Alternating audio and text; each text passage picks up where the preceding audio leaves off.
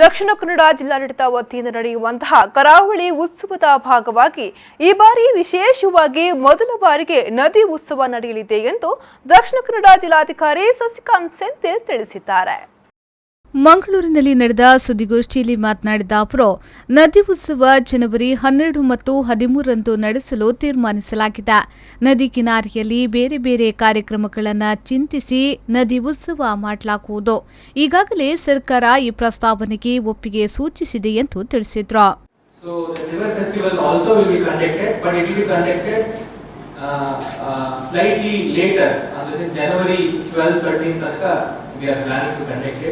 So ಅದಕ್ಕೆ ನಾವು ಕೇಳಿರುವ ಅನುದಾನ ಕೂಡ ಈಗ ಅಪ್ರೂವ್ ಆಗುತ್ತೆ ಅಂತ ನಮಗೆ ಮಾಹಿತಿ ಬಂದಿದೆ. So once it is confirmed, we will also confirm that. But the river festival is a festival which is a new concept to revive the entire river system. ನಮ್ಮಲ್ಲಿ ಇರುವ ಬ್ಯಾಕ್ ವಾಟರ್ಸ್ ಅನ್ನು activate ಮಾಡಬೇಕು ಅಂತ ಪ್ರಯತ್ನ ಮಾಡ್ತಾ ಇರೋದು. ಅದು ಜನವರಿ 12th 13th date finalise ಆಗುತ್ತೆ. ಅದು ಕೂಡ ಒಂದು 2 ಡೇ ಇವೆಂಟ್ ಆಗಿರುತ್ತೆ.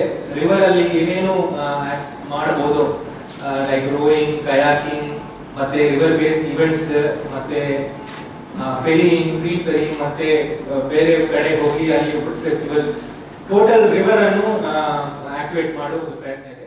ಡಿಸೆಂಬರ್ 21ರಿಂದ 30ರ ತನಕ ಕರಾವಳಿ ಉತ್ಸವ ನಡೆಯಲಿದ್ದು, ಡಿಸೆಂಬರ್ 28, 29, 30ರಂದು ಪಣಂಬೂರು ಬೀಚ್ನಲ್ಲಿ ಬೀಚ್ ಉತ್ಸವ ನಡೆಯಲಿದೆ ಎಂದು ಹೇಳಿದ್ರು.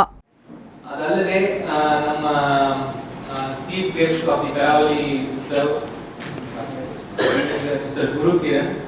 So he is a famous music director and also park resident of this park. ಅದಲ್ಲದೆ ನಮ್ಮ ಬೀಚ್ ಫೆಸ್ಟಿವಲ್ ಮತ್ತೆ ಕದ್ರಿ ಪಾರ್ಕ್ ಅಲ್ಲಿ ಆಗುವ ನಮ್ಮ ಎಲ್ಲ ಸಾಂಸ್ಕೃತಿಕ ಕಾರ್ಯಕ್ರಮಗಳು ಕೂಡ ಪಟ್ಟಿಗಳು ಮತ್ತೆ ಎಲ್ಲ ರೆಡಿ ಆಗಿದೆ. ಅದರ ಮಾಹಿತಿ ಮತ್ತೆ ಇನ್ವಿಟೇಷನ್ ಕಾರ್ಡ್ ಫಾರ್ಮ್ಯಾಟ್ ಅಲ್ಲಿ ಅದೆಲ್ಲ ಯಾರ್ಯಾರು ಡೀಟೇಲಿಂಗ್ ಎಲ್ಲ.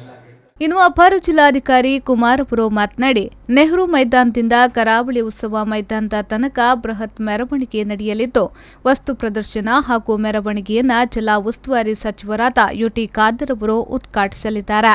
ಕರಾವಳಿ ಉತ್ಸವದ ಉದ್ಘಾಟನೆಯನ್ನ ಸಂಗೀತ ನಿರ್ದೇಶಕರಾದ ಗುರುಕಿರಣ್ ಉದ್ಘಾಟನೆ ಮಾಡಲಿದ್ದಾರೆ.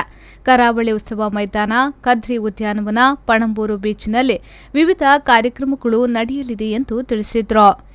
ಕರಾವಳಿ ಉತ್ಸವ ಒಟ್ಟು 3 ಸ್ಥಳಗಳಲ್ಲಿ ನಡೀತದೆ. ಒಂದು ಕದ್ರಿ ಉದ್ಯಾನವನ, ಎರಡನೇದು ಪಣಂಬೂರು ಬೀಚ್, ಮತ್ತೆ ಕರಾವಳಿ ಉತ್ಸವ ಮೈದಾನ. ಈ 3 ಸ್ಥಳಗಳಲ್ಲಿ ನಡೆಯುವಂಥದ್ದು. ಇದಕ್ಕೆ ಸಂಬಂಧಪಟ್ಟಂತೆ ನಾವು ಸುಮಾರು 9 ಸಮಿತಿಗಳನ್ನು ಈಗಾಗಲೇ ರಚನೆ ಮಾಡಿ 4 ಸಭೆಗಳನ್ನು ಮಾಡಿದ್ದೇವೆ. ಆಯಾ ಸಮಿತಿಗಳಿಗೆ ಪ್ರತ್ಯೇಕವಾಗಿರ್ತಕ್ಕಂಥ ಜವಾಬ್ದಾರಿಯನ್ನು ಕೂಡ ಕೊಟ್ಟಿದ್ದೇವೆ.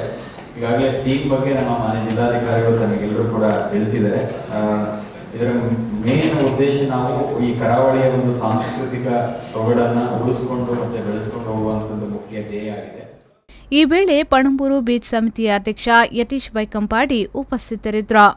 ಇದಕ್ಕೂ ಮೊದಲು ಜಿಲ್ಲಾಧಿಕಾರಿ ಅವರು ಕರಾವಳಿ ಉತ್ಸವದ ಆಮಂತ್ರಣ ಪತ್ರಿಕೆ ಹಾಗೂ ಬೀಚ್ ಫೆಸ್ಟಿವಲ್ನ ಲೋಗೋ ಬಿಡುಗಡೆಗೊಳಿಸಿದ್ರು. ನಾಗೇಶ್ ಕಾವೂರು, ವಿ4 ನ್ಯೂಸ್ 24/7 ಮಂಗಳೂರು.